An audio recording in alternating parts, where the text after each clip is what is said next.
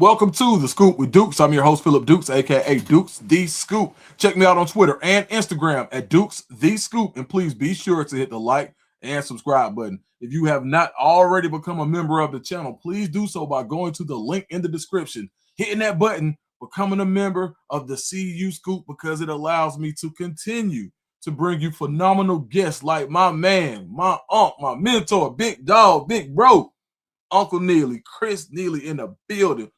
What's up, Unc? Hey man, you gonna get this as a wrestling fan. You're a wrestling guy. Yeah. I feel like The Rock when he hadn't been to an arena in a while, and he go, finally, Unc has returned to the scoop. Boy, that's a good one, boy. Oh man, Unc, what's going on? Man, it's all good in the hood, man. Just I tell you what, boy, time waits on no man. Like it's amazing sitting here in Boulder, Colorado, as we do this talking. This is like the Coach Brian's fourth spring, and it feels like it's year one or year two as far as how the calendar goes, because it has gone by fast, man. But just doing the damn thing, dudes, trying to keep between the road. Hey man, so I think a lot of people, you just had an excellent one-on-one sit down with Coach Prime. You continue just to pound out great content with you and Big Dog Chico on the morning run. I mean, you got practice footage, you got everything. Right now, it's one of those times I would say in the era of Coach Prime, not only Colorado, but including his HBCU run, where there's a lot of doubters. And for someone as close to the man himself, the program, and for someone who's seen it from the outside and the inside, what do you think has to happen this year for Colorado's season to be deemed a success? Win, and I know the programmatic goals from Coach Prime's perspective is always Big 12 championship or bust. Okay. Right. And that's how head coach or CEO is supposed to think. Like we do all we do to win the championship. We don't do this to come in second, third, or fourth. We don't do this just to improve over last year. We do this to win the whole thing. That's his standard, right? Now, and that's the right standard. But externally amongst the fan base or the haters, I just think there has to be an improvement over last year, which should not be that difficult to do. You only won 3 games, right? Right. I think somewhere north of doubling that, you get to 6 wins, you're in a bowl game, you get to 7 or 8 wins, you're right there with that 9-win high water mark when you had Travis Shador. But deeper to your question, what I don't understand, Dukes, is when you talk about people who doubt this or doubt him or doubt the process. If you look at Coach Prime's collegiate coaching career, 3 seasons in the book at Colorado, 3 in the book at Jackson State, that's 6. You look at his playing career, and I don't care if it's football or baseball. We can go from Falcons to 49ers to the Cowboys. We can go to the Yankees to Cincinnati. We can go to the Ravens. I don't care where you get it. If you take everything that this man has been a part of as far as his sports life to date, he has won way more than he's lost. And so when you talk about what people need to see to believe, I think they've already seen it. They're just choosing not to believe. Right. Because the proof is in the record. When has he ever been a part of or associate with a consistent failure? Every time he moves to something, it improves, right? And it may not improve when you're measuring just this game or just this 2-week window, but when you measure the totality of it, when is he never or ever found something and then left it worse than to whence he found it? Like it always improves. So whether people want to believe or not, proof is in the history. The best indicator of future performance, past performance. I tell people all the time, for personal relationship aside, all my chips in the middle of the table, I'm all in on 21 Black every time because he wins way more than he loses. It's almost like a fixed bet. And speaking of betting, gambling, or not even gambling, let's call it betting. I think one of the most important things that people can do in our industry is bet on themselves. And that's something that you did. I'm watching TV one day and I see you. And I said, okay, that, and it wasn't Uncle Neely. It was a Neely from another life. Okay. You've been very successful, and we've come to find out that I've got people very close to me that have been knowing you since you were in college, and Absolutely. the reputation that you have is somewhat one who was always making moves. Talk to me about where that hunger for more comes from. Where did you first get that? I guess that the drive and the ambition that you have to be great. Man, my parents, shout out to them, man, mom and dad. Like they were, I grew up, Dukes, and from a basic concept, I never knew my dad to have a job. Okay. Like my dad was always an entrepreneur, hustler, involved in something, whether it was flipping houses, renovating houses, whether it's doing people's, taxes as a CPA. Like he was always some form of self-employed business person. And my mom worked in public relations, public information, communications, for nearly 30 years for Jackson State. So you mix those two things together, you get me. But one of the things that I think that separates me from a lot of folks is the willingness, not just the ability to, but the willingness to reinvent yourself. Mm, Because as time moves on, right, the world changes, technology changes, the way people view and do things changes. And even if you stick in one career that entire time, you still have to adapt to the way you do it. okay. One point, the only way we could communicate was by the U.S. mail. Then we got fax machines, then we got emails, then we got text messages, right? Well, if you Right. just so hell bent on doing your way, can you imagine if the only way you communicate with people now was via the post office Man. or via email? Like, and so I've never shied away from like, okay, this is the new wave. Let me see where this is headed, and let me try to hop on it first and ride it and see where this is going to and how I can utilize this new tool in the toolbox to go further in what I'm trying to do. So I've never shied away from again that reinvention of doing something differently, even though it may still be in the same kindred industry. Mm. So your your mom PR Jackson State. I'm making sure, and pops, um, very self-contained, but jack of all trades, basically, right? Been Yeah, yeah. and doing And man, good business. what's interesting about it, when my mom interviewed for her job at Jackson State, which I'm saying job because it eventually became a career, she literally was pregnant with me during her interview. Wow. And my dad's business was on Lynch Street, about 2 blocks, 3 blocks down from the campus. Oh man. And then they both went to Jackson State. So it's like all of these little nuggets or assets or development or environment is, what shape what you got now. Was there ever any thought of going to any school but Jackson State? Absolutely, man. Like I tell people all the time, like I was on the way to FAMU in Tallahassee. Mm. And this would have been fall of 1989. You old when you say 19 or 1900 and this would have been the fall of 89. And early in that summer, they talked about how it was going to be overcrowded and freshmen wouldn't be allowed to bring cars because of limited space on campus. And that one little detail is what literally like, okay, I'm going to Jack State because and I was never an anti-Jack State thing. It was like growing up in that neighborhood, walking through the campus to high school. The campus was my babysitter after school, going to my mom's office. You just want to Right. leave home. Okay. So it wasn't an anti-Jackson thing, anti-Jack State thing. It was like, man, I want to leave home, but I still want to go to a HBCU. Okay. How did you get involved in media? Being that kid in class that won't shut up, Okay. um, and no matter what Dukes, you cut from the same cloth, man. And no matter where the teacher move you to, like they don't understand. I don't care. I'm gonna talk to whoever you put me next to. Like so, I had teachers move me up by their desk, and I talk to them like I'm gonna communicate. So you ain't Right. gonna break this up. Right. And just being that guy, man, just love. Never met a stranger. Love interacting with people. Love the art of storytelling.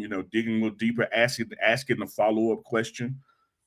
This is something I did not remember, man. I was home during the holidays, and I was doing some spring cleaning because I know I wasn't gonna be there during the spring. And I happened upon my high school memory book.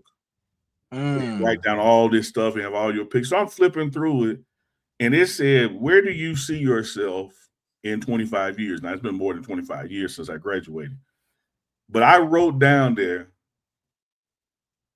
beard, bald head, earring, hosting a late night talk show. I mean, outside of the bald head.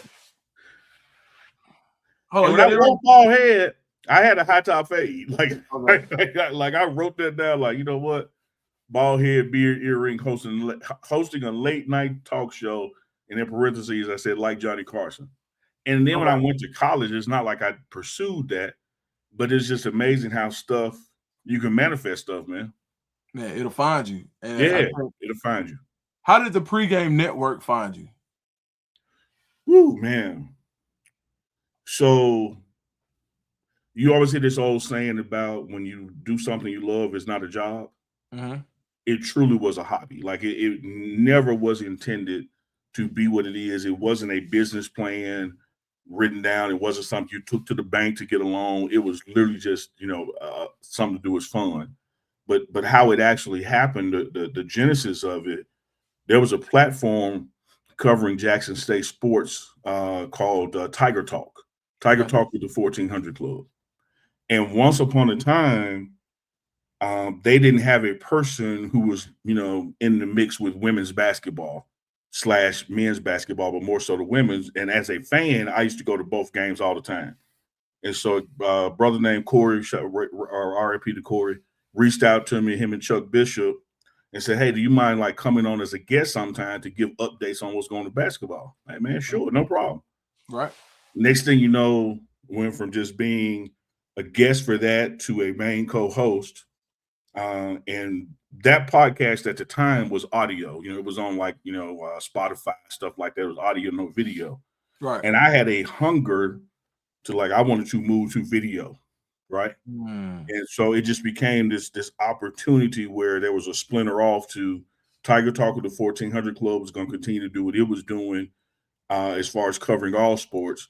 And then I created the pregame show to cover just football, having no idea that a guy named Deion Sanders, aka Coach Prime, was watching it. Oh, wow. Yeah, had no idea. How did you find out he was watching? So I met him when he came to Jackson State for his announcement. That was my first time ever putting my palm in his hand. So that would have been the 21st of September 2020, I think, is when he was officially announced. Maybe it was August. Nevertheless, we didn't have a fall football season then. Right. All we had was the spring COVID season. So as that was getting ready, I was still doing weekly or bi-weekly shows building up to it, and got a call from him because we had met previously. And it was an unstored number, but he had my number. I didn't have his. And he's like, "Hey, Neely, this Prime." And I was like, "That's my phone playing," but it really was him. And he said, "Man, I've been watching your stuff and I love it." He said, "Here's what it takes you to the next level is everything you're doing from the outside and you're doing a wonderful job, but you're guessing at it. I want you to come on the inside and do it." He said, "Now what that's going to mean is you got to be at the team meetings in the morning. You got to be at practice. You want to come back in the afternoons for the afternoon meetings, you got to be involved." He said, "Because one thing I'm not going to do," he said, "I trust you. I like your content, but I'm not going to force it on any of my coaches or players. They got to get to know you for themselves." And he said, "Take it from me as a former player and media personality. Nobody's going to sit down with you in the manner that you need it if they don't know and trust you. And the only way they're going to know and trust you is you got to develop a relationship with them. And the only way to do that is to be around them." So the next day, I went to the team meeting at 6 a.m. Wow. Then I would literally go to practice for as long as I could. Most time practice would end before it's time for me to go to work. I would change out my athletic or pregame wear, put on my work clothes, drive back downtown, go to work. No, didn't even have to think about it. You knew that was your opportunity. Yeah, no. First of all, we're talking about Deion Sanders. First of all, right? I had me and Chico had been Finn on the other day on the morning run, and the subject of doubt came up, right? Not believing in yourself. And I hit Ben with this. I said, "Ben, would you agree that Deion Sanders is the best cornerback to ever play the game. He said, man, 100% agree. I said, Mm-hmm. having said that, one could argue because of his special teams prowess, his wide receiver ability, and again, on defense, taking away half the field, one could argue he is the best person to ever play the game, regardless of position, to which Ben agreed. I said, so if you're in a football mindset or football world, and this guy who checks all those boxes believes in you, why would you not believe in yourself? Mm. Like if the best person has ever done what you're trying to do says, man, you got something. That's all I need. Yeah. That's all I need. I see you tomorrow. Right. Matter of Absolutely. fact, you want to meet right now? What you doing? It makes sense, man. And I never really knew the whole story, so that's good for even me. And so at Jackson State, I was starting out doing. I was working there 24/7 at the time, and I had my eyes down in Jackson. Right, of course, Coach Prime down there, a lot going on. When did you realize how impactful that coaching hire was going to be for not only Jackson, the HBCUs, but college football as a whole? Man, before it was done. Yeah, before it even happened. I worked in a sports agency world before I was doing this, and part of my job as an agent assistant was getting particular clients ready for their interviews, whether that's the Senior Bowl or the Combine. Right. And I happen to be is January 2020, and I happen to be at the Senior Bowl, and Cortez Bryant, shout out to Tez. He and I met at the bar to talk, and he was the first person to drop it on me. And he said, man, Neely, what do you think if a guy like Deion Sanders were to become the head coach at Jackson State? And the first thing I said to him was, I said, the first thing we got to do is keep it a secret. I said, because if he's willing to coach at an HBCU, and you check that box, and he's willing to coach in Jackson, Mississippi, you check that box. Jackson State, to me, is the premier HBCU institution.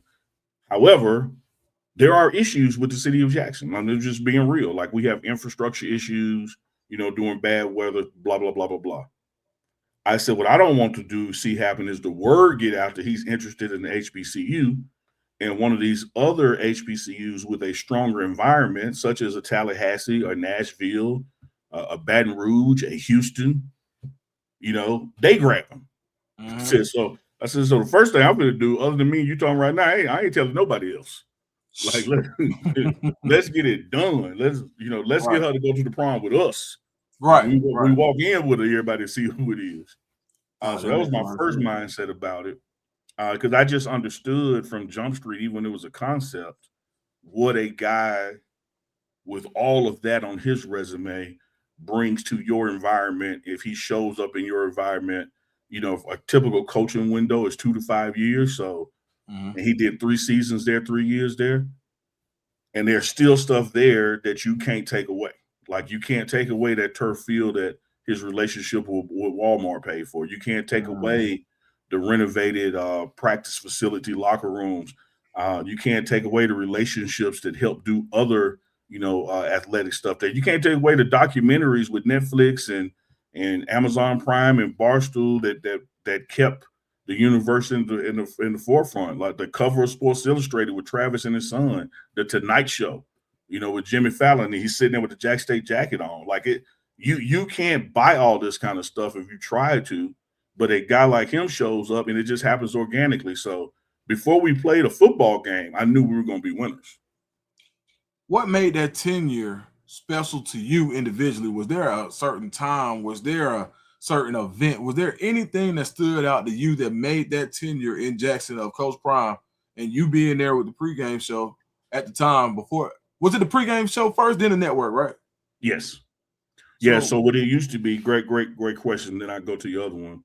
It started off as just a show, the pregame show, and all we did was a show the day before the game and a show after the game. So it was two times a week at most. And if we had some kind of organic coaches interview, you might put that out. So at the most, 3 pieces of content a week. That's how it started. Hell, now we might be doing 3 pieces a day. So Yeah. it is, grown to a network, including other people like yourself. For me, man, again, back to what it's all about.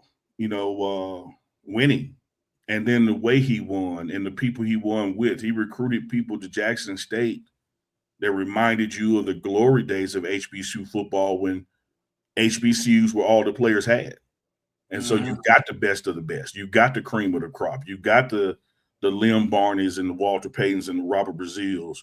Fast forward to Coach Prime, and you get the Shedeur Sanders and the Isaiah Boldens and the Travis Hunters and the Aubrey Millers. So bringing that kind of gravitas back to HBCU space, and then it working. He won back-to-back SWAC championships, and that second year didn't lose. Second, maybe and third too, didn't lose a conference game. So not only do you win your championship, on the way to do it, the only people that beat you were out of conference and were like a quote unquote Power 4 school or mid-major. Where were you when you first heard Travis Hunter maybe coming to Jackson? On the phone, my man, Pretty Tony. Shout out to PT. Yeah, PT, that dude, man. And I'm gonna tell you, it was much like when I heard about Coach Prime, coming. I was like, man, like I want to believe this, but this is unbelievable. Right. That we are about to get, the number one player in the nation. And it's amazing how once he picked Jackson State, he wasn't the number one player no more. Funny how that works. Funny how those rankings change based on where you go to. Right. But yeah, and still sat there, man, and like in amazement was watching. I didn't go to the school, but I just watched this press conference on TV. And when he finally pulled out that, unzipped his jacket, had a Jack State shirt on, it was like, you're sitting there like, okay, the game has changed in a manner that is not going to unchange. Right.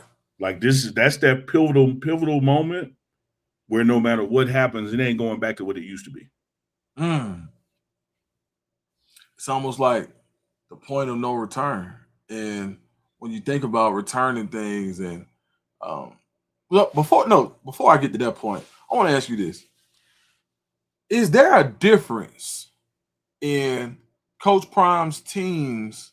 Is there a certain grit that you get from HBCUs that you won't be able to get out of Power 4? Or is there any type of difference in the teams that you've seen from the HBCU? And I don't want to talk talent. I mean just intangibles. Sure. Was there a difference between the HBCU teams and the field of the Power 4 teams? The short answer is yes, because environment and money matter. Like we're in America, and America operates on capitalism.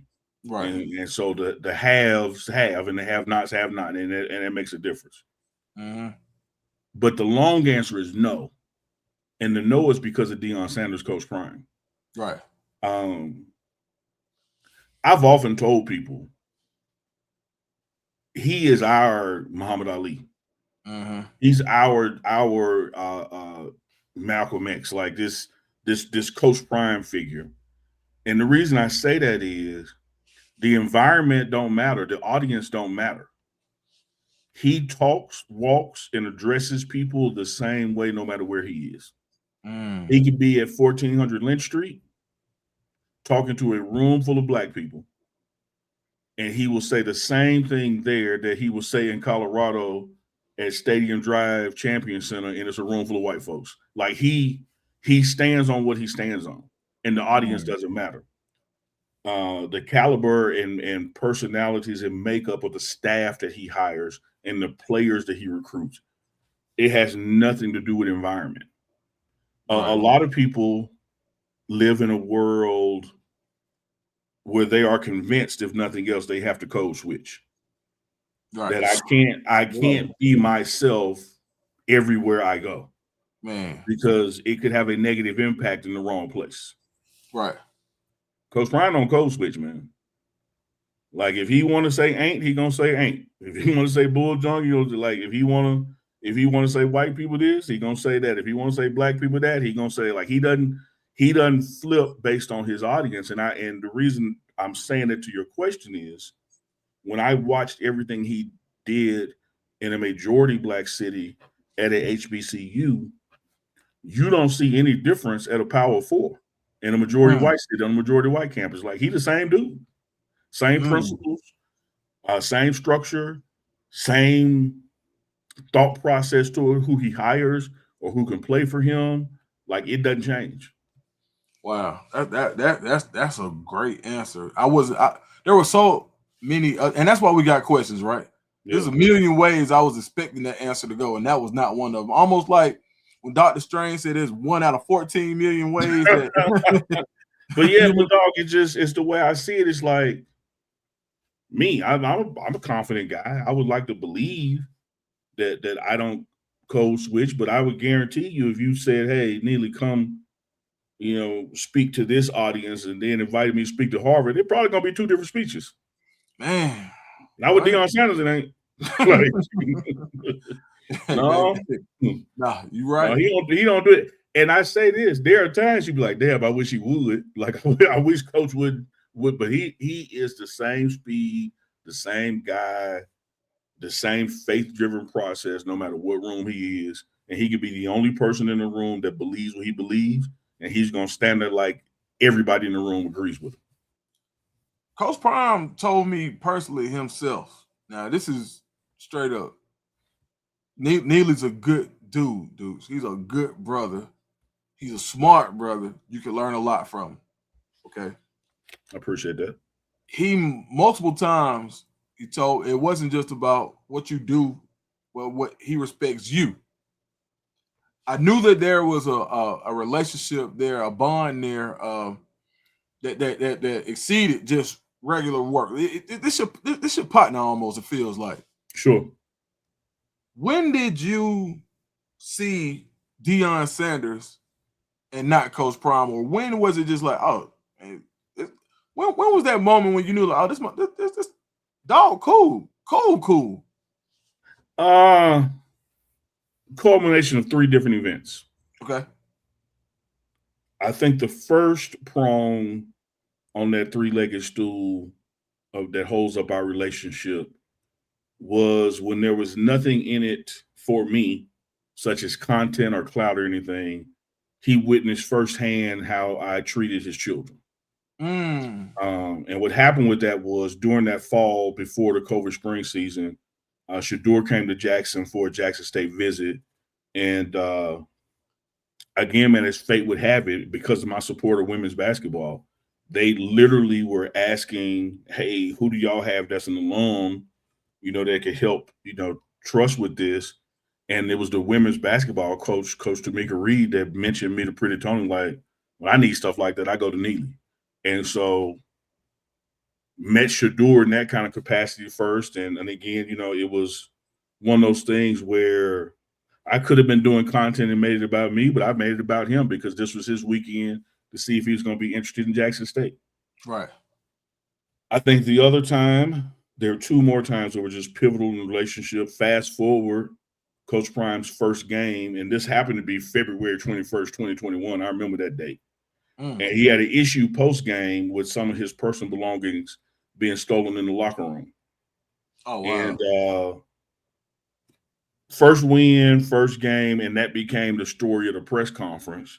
And when he and I talked that night, we had a fundamental disagreement on how that should have been handled, right? Right. And man, we might have been on the phone 2 hours. Right. And an hour and 45 minutes of it was strong debate, like argumentative. And I think what came from that is that he realized this is a dude who's not afraid to disagree with me. Mm-hmm. And not afraid to tell me where I could have or should have done something different or better. And even Mm. though we disagree, I have to respect he's holding his position when there are other people around me who would just say whatever you want, boss. Right. And then I think the third time that really just solidified it was when he was having his health issues and the world was accusing him of traveling and doing interviews and not being committed to Jackson State. And I, as a media person, knew full well where he was and what he was going through, but did not divulge it. And Right. I can remember when he got out the hospital, pulling me to the side and saying, "Hey, man, I was watching your stuff still, and I got to just tell you how much I appreciate that you were able to keep my stuff private when you could have skyrocketed by being the first person to put it out there. Like you Mm. literally could have changed your whole dynamic by breaking something, but you kept it real and it had my back." And I used to tell people during those times, like, y'all got to understand, just because somebody's a public figure does not mean they don't have private moments. And so everything about this person ain't necessarily your business. When it's time for him to tell you, he'll tell you. Right. And so I think when you put those three things together, and the first one being the first one real, like he real about his kids, like if he a dad first, Yeah, it's that true. that respect he saw that me and Shador developed, uh, saw firsthand. I wasn't gonna be a guy that was just gonna say yes because he Deion Sanders. And then being able to keep his business. Because one of the things my dad told me, man, 50 years ago, 40 years ago, is just because somebody tells you something, that don't mean it's your business to tell it. Mm. Because somebody could be coming to you just venting, coming to you to just confide in you. And so just because you know it, don't mean you should tell it. Right. And so I've always had that kind of mindset. And I haven't had to, sign like, man, a person that has to sign a NDA, they're probably gonna still tell it anyway. Like, like I I was telling I got Big Dog Chico the other day. I said, dog, a guy that wear the metal glasses record people, he'll wear a wire. Like he Yeah. Yeah. like like he telling you who he is, dog. Yeah. And so Yeah. that trust factor, man. And one of the things you've heard him say in the preface when the pregame show comes on is trust in relationships. Like if I can't trust you, I can't have you around me. Nah, 1000%. So Jackson State, that chapter closes, the Colorado chapter begins. Talk to me about your transition to Colorado full time. Yeah, it was one that I did not know was going to happen. Um, wasn't something that I, lobbied for or asked for. Coach Prime just simply asked me because he had, of course, come out for like the official announcement, and then we had the bowl game to play, and then that gap in between.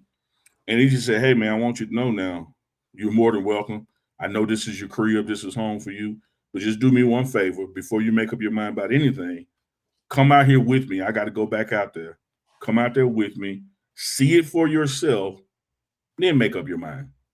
I said, "Man, I can do that for a friend. A friend asks you to do something like that, and not to mention, Deuce, we were going on a private plane. I'm go." So, took a trip out here with him. It was me and him, Bucky, Shador, and Coach Hart. And so Wow. came out here with him for a few days, and I was like, "No, I think we can make this work. From a content driven standpoint. From a storytelling standpoint, from a helping you build your program here, like I was doing there.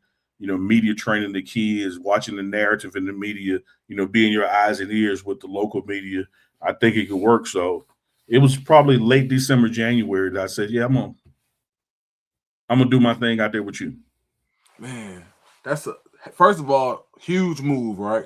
Yeah. From Jackson to Boulder. And you talk about that betting on yourself when you opened up. One thing I gotta let you and your audience know, man, is that all before that, I was still going to my nice corner office career job. Oh, snap. So when he asked me to come out here and just see it, and I said, "Cool, I'm gonna do it." Like I quit a career to come do this, Mm. and did not know what this next paycheck gonna be like or come from. Because one thing people don't know or don't grasp is I don't work for him. I don't work for CU. Neither one of those entities pay me anything. Mm. So it was like when you started the show talking about betting on yourself, that was all in moment. Like, all right, you know what? Let's do it. I mean, but I mean, you look at it, you bet on yourself, Yeah. but you were smart enough to realize 21 Black sitting right there. You know what? Let me. That's Hey, like I told y'all. I done seen the man before I even knew who he was personally. I done seen him win way more than he lost. So let me tell you what I'm gonna do. I'm all in. yeah. I mean, and when you look at what you built, I mean, where you like well over 100,000 subscribers. I mean, this and it's taking off. When it took off after you made that gamble, when did you realize you was like, oh yeah, I won? Like, yep, yeah, I like. There's nothing that I can do to lose. Sometimes, Dukes, and maybe you can attest to this as well, because I've been watching your journey, and one thing I told you when you got going was it's going to happen even faster for you, right? You did, It's you did. like what took me 2 years to do, you're going to be able to do in 18 months or a year, or even less, because the momentum is there, right? Mm-hmm. Sometimes things can be going so good that doubt creeps in. You're like, man, did I forget to carry a one, or did I leave something off the list? Right, Because I believe, but I didn't believe to this level. right, And because it's at this level, like success could be scary. yeah, And so it took a moment before that to become normal for me. And so I would say from coming out here first, that first year spring ball, probably all the way to that TCU game, that opening game, is where I said, you know what?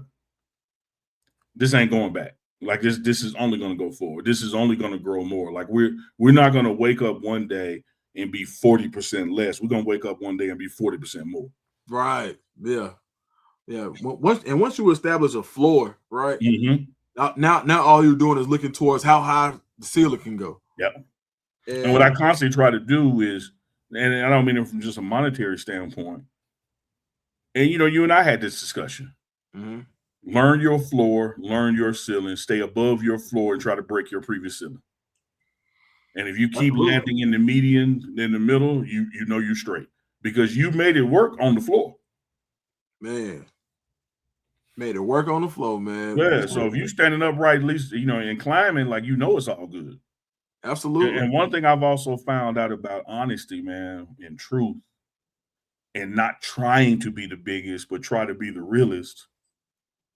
The very thing that will piss some people off and make them leave you is the very thing that brings 5 times more people that left to you. mm-hmm. So you can take something that's your truth. Now I ain't talking about no lie. I'm talking about this Duke's truth. This is what Duke's believe, and he Mm-hmm. goes out there with it. And you wake up the next day, you got 30 less subscribers. Mm-hmm. Well, by next week, you got 150 new ones. Right, right, So it's like all you got to do, man, is be authentically you. Like if wearing a hat, or like I wear shades because my eyes be light sensitive, if that's what you do, don't try to fake it to make it. Be you, and you're going to attract enough support that believes in you. It's when you're pretending it's gonna crash. man. It's funny. I had a reaction video I did last week, and Coach Prime was walking into a meeting, and he was saying, be who you are, Mm-hmm. because God didn't give you what He gave you to try to be somebody else. Sure. And I was joking. I was like, man, when Coach Prime, I was watching film. I'm like, I'm gonna watch film on Coach Prime. When Coach Prime know he gave you a gym, when he dropped that shoulder like this and walk off, you need to write. You need to write that down, right? Yeah. But that's exactly what you just said, which lets me know there's some synergy and there's some alignment there in the principles that go along that go along with your time in Boulder, not just yours. But when I talk to parents, when I talk to players, there's a certain alignment right now in Boulder that I'm not sure that I haven't seen it yet since I've been watching, and maybe it's always been there, but it's clear right now. What do you think it is that makes that alignment so clear right now? It's so simple, it's complex. Okay. It's so simple, it's unbelievable. What separates what I'm seeing now in Colorado differently from what I saw the previous three this times, or even at Jackson State, is simply this. For the first time ever, everybody and everything that touches this program has been vetted and approved by Deion Sanders himself. Mm. There ain't a player on this team that got here just because of Dukes. Right. Dukes may have recommended him or brought him to the table, but Prime eyeballed his film. Right. Prime met with him. Right. Prime met with his parents. you Right. know, Right. ain't nobody on this team that, hey, trust me, coach. This is a good dude. All right, I'm gonna take Neely word for it. Bring him on. No, Right. Prime has touched every staff person, every player, every one layer, two layer, three layer removed from this program, strength and conditioning, equipment, the training staff, the media staff. If you are here in 2026, you are here because he wants you here. Mm-hmm. And he vetted you being here. And he believes you can help this program be what it truly can be. And I think that one little simple thing is the absolute difference maker in the past. Because year one, there were players here and people here that were already here. Mm-hmm. Year two, there were some staff people here, players here that were already here, and he started to bring his thing in. Year three, had to make some coaching changes postseason. But now what you have is an organization from the head coach to the coordinators, all the way up and down and back up, players included, media staff included. He sat with you and talked to you about the expectations and how you can help meet them. And the challenge to that is this, Dukes. When you get to the end and during the process, you was either an asset or a liability. There ain't no gray area no more. It Mm. ain't no more. Well, man, Duke's all right. He do this, but sometimes he do that. No, you either helping us or you hurting us. It ain't no gray in between them. Right. I And think that's that's why I feel strongly we gonna we we gonna win way more than 3 games. Look, you can watch your coverage well off, reach the people, and you can see that's a different energy. It's a different bounce with Coach Prime. Mm-hmm. But you got two young brothers right now that are bringing a totally different energy than we've seen previously, and that's Brendan Marion Yeah. and Chris Marr. Yeah. Talk to me about what those two young brothers have brought to the program. Man, I don't know how Moses felt because I wasn't there when he looked over into the promised land. Mm-hmm. But it had to feel a lot like I'm feeling right now when I see them too. Right. Because when you look at having a head coach that's black, Mm-hmm. two coordinators that are black, there's a reason and reasons that this does not exist anywhere other than Colorado right now. Mm. There's no Power Four in America. That's 136 teams. Mm-hmm. There's no Power Four in America that can say it has what Colorado has. Right. And as in us, if that don't make you proud and pull forward and want it to work, I don't know what else to say to you to get you going in the morning. Man. And then when you look at these two individuals and their coaching style and their communication style and their ability to connect with players, white and black, to connect with staff, white and black. Because keep in mind, as a coordinator, all the position people work under you and with you. Mm-hmm. So you have to be able to work with other people who don't look like you and ain't from the same region you're from.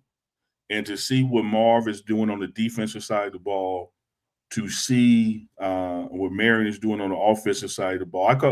In my sit down with Coach Prime, I told him, I said, man, if you watch the film, audio on or audio off, just looking at body language, you would think you've been knowing these two guys 20, 30 years. Mm. Fact is, they barely over 30 years old themselves, so you couldn't have known that Right. long. Right. But they are so skilled at their craft and know what the hell they're doing and their ability to connect and teach and know what they're doing. I told people, Dukes, offensively, if we would have just scored one more touchdown a game average, we would have picked up 3 or 4 more wins last year. Mm-hmm. If we would have just stopped people, one more score game, we'd have picked up 3 or 4 more wins. You put that together, that's 9 wins. Okay, well, Neely, what the hell they got to do it right now? Let me tell you what they got to do it right now. Brendan Marion's offense averages 35 a game. I love. That's 14 more than you had last year. On the defensive side, Marv's defense shuts down people 14 typically more than we. How can you look at the staff and the players we brought in and not just say, all right, we got to play and we got to win, and that remains to be seen. But there's no way somebody can look at this and say this organization is not better and more equipped to bounce back than had we not changed the thing. You are, without a doubt, Coach Prime's most trusted media member currently. When I want to word this properly, if looking at this roster Mm-hmm. and looking at the current scenario in Colorado, what do you think? And if you can't say, don't say. But what do you think Coach Prime is most excited about?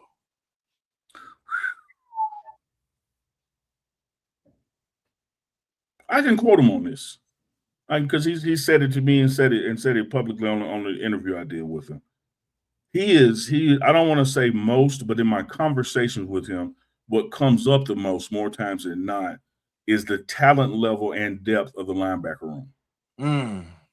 That I really think that when you look at our inefficiencies or deficiencies in the ability to stop the run last year, I think that he's looking at this revamped defensive line, in particular those linebackers who like to come down and stop runs, and their football IQ as well as their physical ability. I think he's excited about that. But I think he also recognizes with this new offensive scheme, go offense under Coach Marion, this wide receiver room is deep and talented. Yeah. The running back room is deep and talented. Like we have so many pieces now that we can play around with offensively that I think he's excited about the offense. That's a given. But position group, I think his eyes are on the prize with that linebacker room. As one of his most trusted friends, as well as a media member, of course, you had to feel the weight of what happened to Shador last year, and I say what happened too, because I mean it was basically like in my opinion, that was damn near public lynching. Yeah. But you know, that was or buck breaking. Yeah. But we saw that Shador prevailed, persevered, and still had, went to the Pro Bowl. I don't even, and the crazy part is Shador didn't even play to what he knows Shador can play to. Absolutely. But still had some success. What do you think based off your conversations with Coach Prime, your closeness to that family as a whole? What do you think the outlook is for Shador year 2 under a new coach, and as someone who's very close to the situation?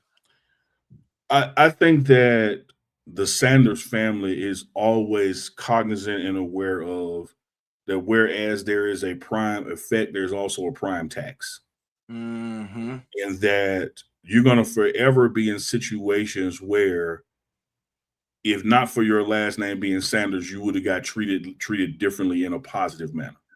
Right. Because everybody don't love the truth.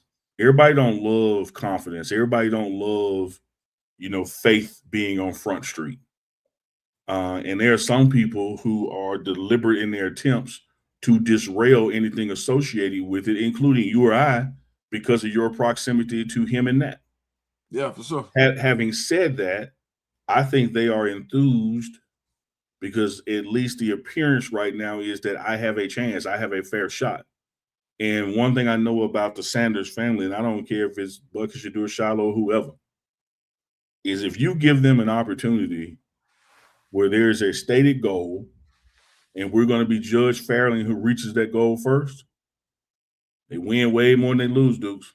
Yeah, for sure. They win way more than they lose. And for Shador Sanders to arguably, the way things are set up right now, have a fair offseason with OTAs where he has a chance, where mini camp, mandatory mini camp, and mini camp, he has a chance to work with the ones and will actually be utilized in the preseason from an evaluation standpoint, not just a rotational standpoint.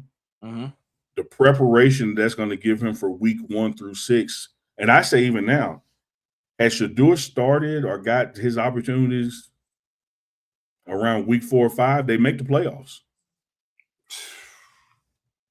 You know, it was as bad as it was, it could have been that good, you know. Right. And to give him a full off, one thing I have seen him do now, I ain't never seen Shador Sanders lose week 1. And what I attach that to is week 1 is when you have the most time to prepare. Mm. So as a true freshman going to Miami to play FAMU, 1, you know, it's like it moved up to the Power 5. It was Power 5 at the time. And you go to TCU playing a team who was just in the national championship, 1. Mm-hmm. Like if you give that brother time to prepare for what he's about to do, he will show you that there's no limits to what he can accomplish. Shador's nickname is Grown. Yeah. And you saw him at a developmental stage. High school senior, I believe he was, or maybe a junior when you met him. Yeah, high school senior. What's the biggest difference that you've seen in Shador from back then to now? Publicly declaring his faith. Okay. You know, it didn't take me long of knowing him in real life that I understood why he had the nickname he had. Mm. Always mature, smooth operator, always inclined toward the older thought process, you know, above, wise beyond your years is what the old folks call it. Mm-hmm. But as I watched him go through what he went through this year, and I listened to his speaking at press conferences and things of that nature, his public declaration of God got me, or this is all God's plan, or I'm not worried about that because I'm in my Bible more. Like I heard way more of that in this 2026, this 2025 version of Shador Sanders than I did the previous 5 years of Shador Sanders. And, you know, we got to be careful what we pray for. When I say careful, we got to be prepared to what we pray for. Because God is going to typically give you the opposite of what you ask for. You ask for bravery, he's going to put you in positions of fear because that's how you get brave. If you ask for more financial prudency, he's going to put you in positions of scarcity because that's how you accomplish that. And if you ask him to, hey, I want to be closer to you, he's going to put you in positions to make you be closer to him. Right. And at the end of the day, as much as I know that this was a lynching, a buck breaking, and we're going to show you Sanders, whatever you want to call it, we're going to make Kunta say his name, Toby, whatever you want to call it. At the end of the day, I know Shador won because Shador is privately and publicly closer to his Lord. Man, boy, that's strong, and that's one of the reasons why I feel so strongly about independent media, because I've been in situations where I don't know if I could play this interview or I would have to edit this interview, right? Mm-hmm. And now, you know, I can play whatever I want to play. I can say what I want to say, right? We can say what we want to say. Yeah, yeah. As someone who's done it and someone who has the YouTube Plex, where do you see independent media going? Like, where do you see, or even traditional media? What do you see? What do you see next in the media space? I see traditional media pretending to be like us.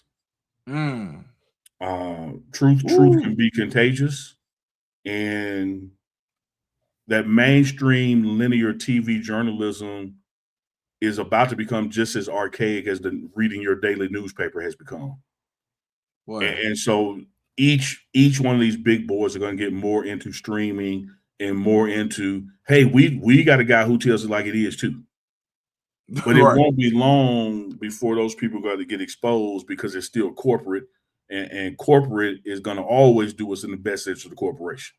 right. And one thing I tell people about this unique freedom in this unique media space is freedom ain't free. Mm, Like you got to be prepared to be talked about, to be dissed by people that you don't even know. You got to be prepared to wake up in the morning and have less today than what you had the previous day. Because mhm. just like subscribers come, subscribers will go too now. Yeah, they will. So, but in a linear TV sense, there you don't know how many people actually watch that anyway. Right. Because they got the big boy advertising dollars behind to just keep putting it out. And so you just have to make sure that, all right, I'm not caving in on my positions because I want Neely soap to advertise me, so I can't talk like that and get these sponsors. You can't think like that, man. If you start thinking like that, it's going to control your content, and then your content is not going to be authentic, and then you're going to be just what all these other people are. Because you can watch the big boys, Dukes, ESPN, and that guy ain't really articulating his true feelings. He's articulating what the machine wants him to say. Mm-hmm. Right. Or he's friends with that player, and so he's articulating what the relationship is. Not really just fair editorial journalism. It's scripted. Mm-hmm. It's reality TV. And here's one of the things I tell people, man, because I get attacked all the time, Dukes, and I know you do as well. People will try to diminish what you're saying because of your relationship with Deion Sanders. Right. But they won't hold that same measurement stick to people who don't have relationship with him. So I Right. simply say, if y'all are willing to believe I will lie for him because I'm close to him, why don't you believe that they will lie on him because they far from him? Okay. Right. Like, like you gonna sit here and say, "Oh, Neely, you just saying it because that's your boy," but you won't say, "Oh man, you just saying that because you don't know him." And Right. you won't access it because you don't have it. That's why you do. It cut both ways, Right. or it should. Yeah. I mean, and we know it doesn't. But I'll say from being able to be authentic and understand your principles internally, it allows you to be so authentically truthful that even if the whole world can say one thing, but you know different. Yeah, And there's certain things like right now, I could walk out this door and everybody could tell me that 2 times 2 is 9. I ain't going because no, I know I know and that I is ain't gonna something argue with you long about I know. Okay. We like in Atlanta, we'll say, all right, crazy man. Okay. it. Yeah. I mean, and I think in this space, we have to say a lot of all right, crazy man, or crazy men a lot of the times. And before we get out of here, I wanted to ask, what's next for the pregame network and Uncle Neely? But before I say that, let me hop on what you just said because I thought that was profound. Okay. With all right, crazy man. We also have an obligation in this space, Dukes, as truth tellers that are influencers. We can't pick and choose when we influence. We can't say, okay, people like us and people listen to us, but they won't listen to me about that. And so I'm not Right. going to talk about that. We have to recognize the power of our platform, our influence, and use it, toward truth. And so a couple of steps before I say, all right, crazy man, I have to build into my blueprint to challenge it because we live in this media space, in this AI space, where a lie unchallenged can easily become the truth. And I may not fight it long to sit there arguing with a fool, but I am going to be on record saying, hey, y'all, that's wrong. Listen to crazy man at your own peril. Because what I Mm, don't want to happen is somebody come back to me months later, years later, whatever, go like, man, Neely, had you only said something. So I'm going to be on record with the counterpoint, but I ain't going back and forth with nobody. okay. That's a great way to put it and a great stance because there's so many times that I've wanted to go back and forth with people and I just, you know, well, I have, and as I And grow I, in the and I space, enjoy it when you do. boy, you crazy, man. But as I grow in the space, I started to realize I'm like, man, you know what?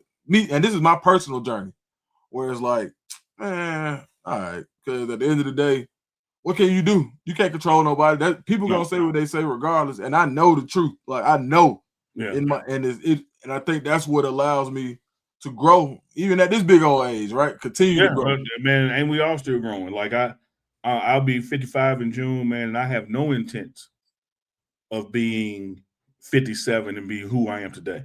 If I Right, don't grow in these next 2 years, I don't wasted 2 years. right, yeah. You And gotta so, continue to to grow. your ending question about what's next, it's just simply that growth. Right, I still think, man, that Deuce the Scoop individually or connected to his platform has not even scratched the surface yet. I think Neely with his platform has not even scratched the surface yet. And the reason I say that is if you just use YouTube alone, as well as your other social media platforms, there is no limit on the content you could put out. right. But why are we sitting here only putting out one or two things a day when ESPN putting out 17 things a day for 24 hours a day? Man, what you talking about? Because we have to recognize that our content, our bandwidth is not isolated to just one region geographically or one time zone or one nation. It is a worldwide platform. Right. And so you may be in the bed at 2 in the morning in Atlanta, but you also could have dropped content like this at 2 in the morning in Atlanta. But it's for the people on the other side of the world who waking up. Right. Yeah, you And right. I think so many times we're so rightly so present where our feet are. We don't forget about, man, it's other feet on the other side of the world that's Yeah, interested in truth and culture and sports or politics or whatever your thing may be. Why am I sitting here just doing one post a day? right. Like, we got to work this thing. Yeah. Said something then. You right, because I keep saying I'm gonna add this, I'm gonna add this. And I'm looking up and I'm like, dang, I still got these two logos I need to get, you know what I mean? And you look up and And it's then you another look year up and going by. 4 months don't went by. Yeah, yeah, And you're you're like, right. hey, where would I be right now had I started when I said I was going to start? Man, what you talking about, boy? Man, like the folk, yeah, you right, man. Man, definitely a gym. Okay, I told a story. Well, it wasn't a story at the time because I did intend that to be the last question. But I got one more that popped in my head. Bring For it. someone who hasn't seen your Coach Prime interview, your most recent part 1 and part 2, why do they need to go look at that interview? To see firsthand his physical healing, Mm. mentally, physically, spiritually, to see firsthand how resolute he is in his relationship with his family and even his love life, his little woman as he calls her, and to see firsthand how accountable and responsible and confident he is in the changes that he's made in this program for them to be successful. I Man. think if you watch parts 1 and 2 that are out now, 3 is dropping Friday morning, that your takeaways from that are going to be like, well, damn, if nothing else, he believe it. Right. Like Okay. he ain't talking from no position of doubt. Like he ain't saying maybe and if and hope so and scratching where he don't itch and looking at the flow. Like he believes what he is saying about everything that he is saying. Mm. Man. Part 1, part 2, very informative, really entertaining. Part 3 on the way, 3-part series. Man, make sure you go check it out on the Pregame Network. Uncle Neely, where can everybody who doesn't know, who's living under a rock, where can they find you on social media and YouTube? Man, YouTube, the Pregame Network, is going to pop up under the same as far as Twitter and TikTok, as well as Instagram, although it may still say show on one of those accounts. By the time you type in Pregame, it's going to pop out. I encourage everybody to like, share, subscribe, whatever you got to do to each one, because honestly, each platform has its own unique content. And Mm. so the Instagram is not a regurgitation or repetitive of the YouTube channel or the TikTok channel. Like it has its own. You may see stuff on the gram you never see on YouTube. You'll see some on YouTube you never see on Facebook. So you want to follow each one of them and get a different lens. Man, awesome stuff, man. Thank y'all for tuning in. We appreciate you. Man, God bless. Good night. I want to say one more thing. What's that? Finally. Oh, you know what? And I got my big dog from Mississippi in the building. I got on my Biloxi Shuckers I saw it. minor league baseball hat because my man was in the building. Man, I appreciate it, man. Mississippi, M-Town. I saw it. Shuckers.